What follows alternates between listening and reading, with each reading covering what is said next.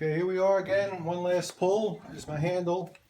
I used to drive around with ether, a can of ether in my truck.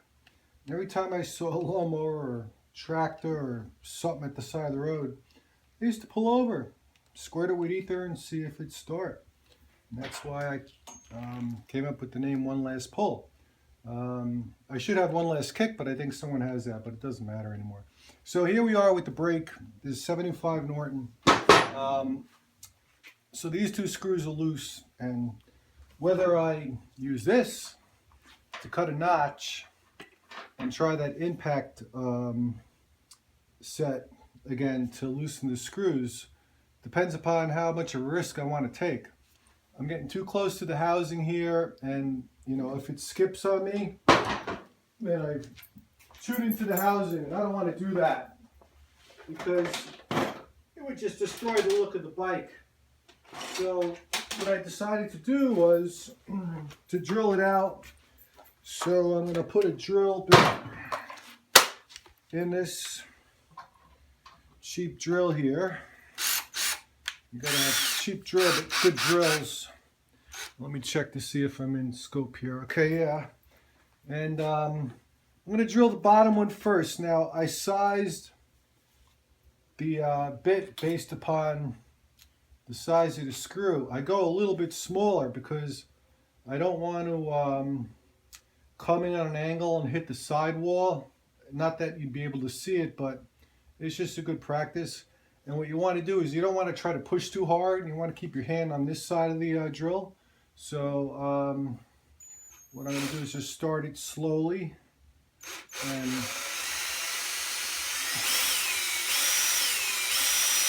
just speed it up and make sure I'm coming in at the right angle.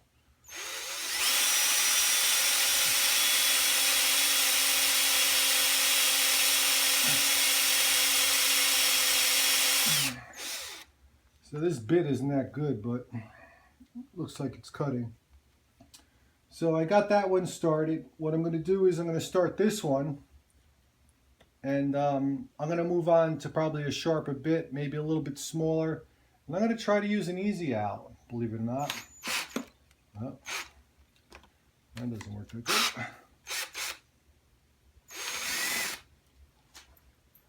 So I'm lining it up based upon this screw over here.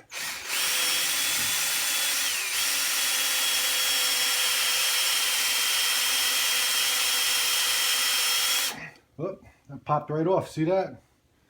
So that's what you hope happens. That doesn't always happen.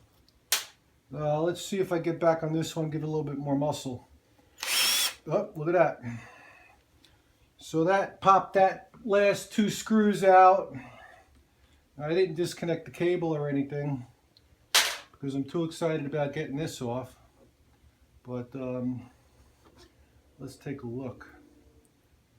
See what 30 years of sitting does. Let me grab this phone and bring it over there without falling.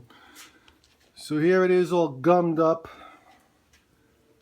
I probably should get myself a better light, a better camera. But this is what it looks like. This piston's frozen inside. I popped it in. It'll pop out. Here it looks like we got the cable and we got the brake line. So what I'll do now is I'll take the brake line and this whole assembly off. I'll take it apart and try to get it freed up. I'll show you how I'm going to do that. And of course I got to take this all apart and clean it up, and probably I'll have it painted if I can't buy another one. I've been looking, I can't find one. You know, these are two black ones. I don't know, I only see aluminum ones for sale, but I'll see what I find. All right, we'll come back and do the calipers. This is video number 2.